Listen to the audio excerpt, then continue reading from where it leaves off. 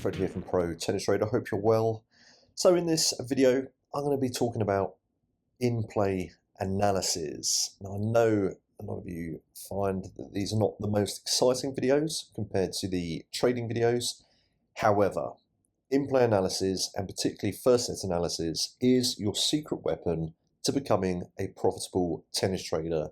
Believe me, over the 15 years of trading, if you're not doing in-play analysis and really having a look at this first set, you will not make money trading tennis matches. And I get numerous emails on a weekly basis asking about various matches that people have traded and lost money. And invariably, it comes down to the first set performance of the first set loser.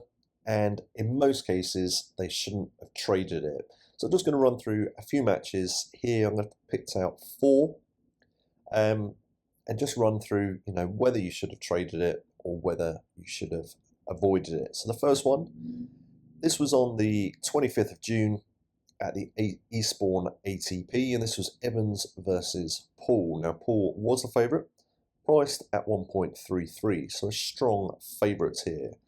Now Evans took this first set.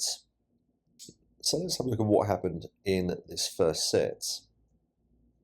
So Tommy Paul just lost one service game. Of course, he was the strong favourite. Got to keep an eye on the facts of who is the favourite, and of course, who probability is favouring stats-wise. This first set, we want to see decent first set stats from Tommy Paul to give you confidence to back him in the second with one of my trading strategies. And that's not a case of just backing them and leaving. If you've done my course, you'll know the ins and outs and intricacies of locking in profit, capitalizing on potential breaks, etc. This isn't a trading match. This is an in-play trading video. This is an in-play analysis video. So first set percentage, a little bit low from Tommy Paul, as it also was from Evans.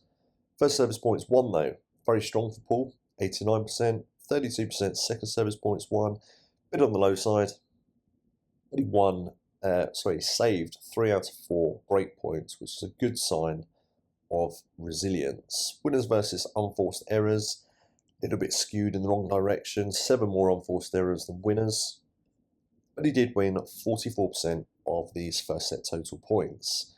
And of course, bearing in mind he is the favourite, so probability is on your side. Yes, this is a green light to have traded Tommy Paul in second set.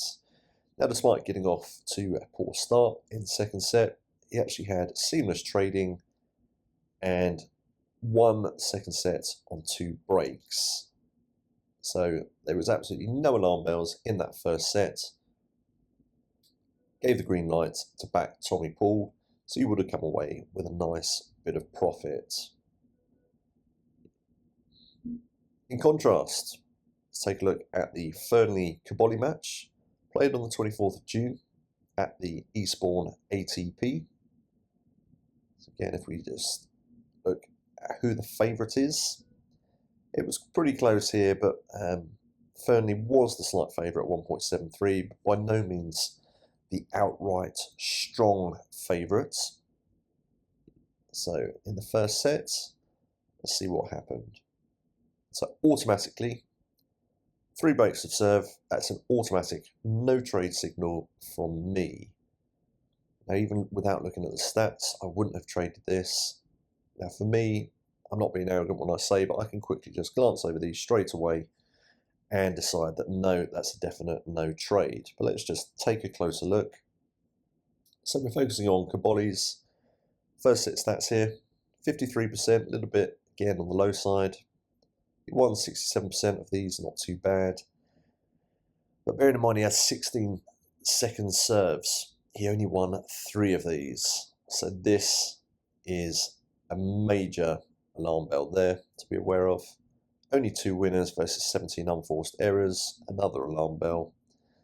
He did win over our threshold, 41% of first set total points, but absolutely no trade. Now, I did actually get an email from someone who did trade this. Obviously, I'm not going to name them, but very clear, no trade signal. And of course, the first set performance was a good indication of the second set performance. So you would have come away with a losing trade here. So if we take a look at Fernley's following match to that one. So this was played on the 25th of June. So Fernley versus Giron. Now in this match, Fernley was the strong favourites, priced at 1.44. A very interesting outcome here. So in the first set, Fernley actually dropped 3 service games, so 3 breaks of serve, despite being the clear favourite. Now you may be tempted to think, well, he's a drifting favourite. Could I still back him in the second set? But again, look at those 3 breaks and only 2 service holds. One of those had 3 break points, only 1 clean service hold. So absolutely not, despite getting a break back. This is a clear no trade signal. Stats wise, again confirming this, 1 ace, 5 double faults. That's very high for one set. 69% first serves going in, not too bad. 164% of these. But again, look at that, 18%, only won 2 out of 11 second service points. A break point saved. The fact that he even had to save 7 is concerning, but he only managed to save 4 out of these 7. And 6 winners versus 19 unforced errors is very skewed in the wrong direction. He did win 41% of the first set total points, but very clear no trade signal again, despite him being a drifting favourite. So just because they are a favourite starting the match, it doesn't automatically, you can't automatically assume that they're going to come back in the second set. And of course, as I could have well predicted, he went to pot in this second set. He didn't have a good game here. So the main point there is, even if the player is a strong favourite, if they have a poor first set performance, stay away. And then we got Trundle versus Van Asch. Now this was in the Wimbledon qualifications on the 23rd. And Van Asch here was the favourite. Now this is a key match that I've picked out because of course we had a tie break. I have released videos before talking about the tie breaks and how these can have quite a psychological effect on the players, even at a decent standard. So in this first set, so we want to be focusing on Trundle's performance. So 2 breaks on each, and actually Trundle did have a fair amount of decent service holds. 4 decent service holds. 2 of those to love. So on the face of it, it did look like he was putting up a decent performance, but he did lose out on the tie break. Now bear in mind, he's lost the tie break, so you should always be aware when a player has dropped the first sets due to a tie break, this can have this psychological effect. Add in the fact that he was the outsider.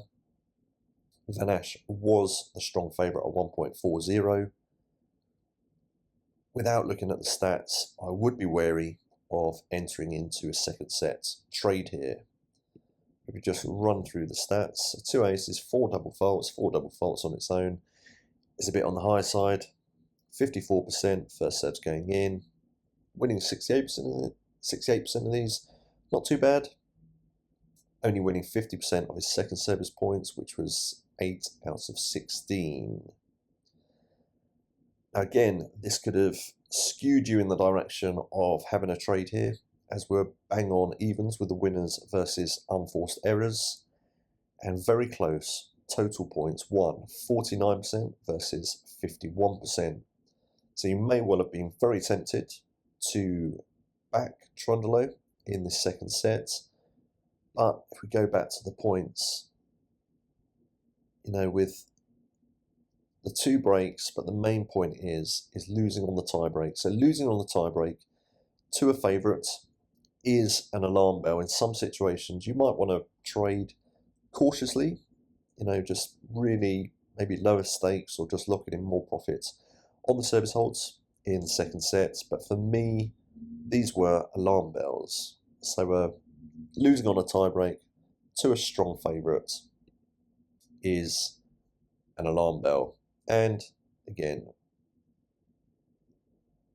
pretty much predicted that he would go to pot in the second set. Now, of course, this doesn't happen all the time. First set analysis is not 100% foolproof. However, it does work and it is effective much more than it's not. And it really is your secret weapon to long-term trading success. So please do always keep an eye on first set analysis if you want to become a profitable tennis trader.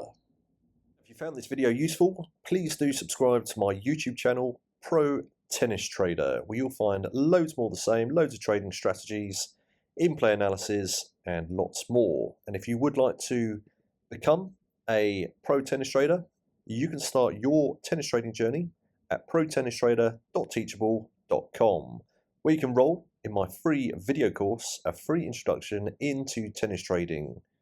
You can also pick up the free ebook, Tennis Trading, the Ultimate Guide to Getting Started. I'll see you soon.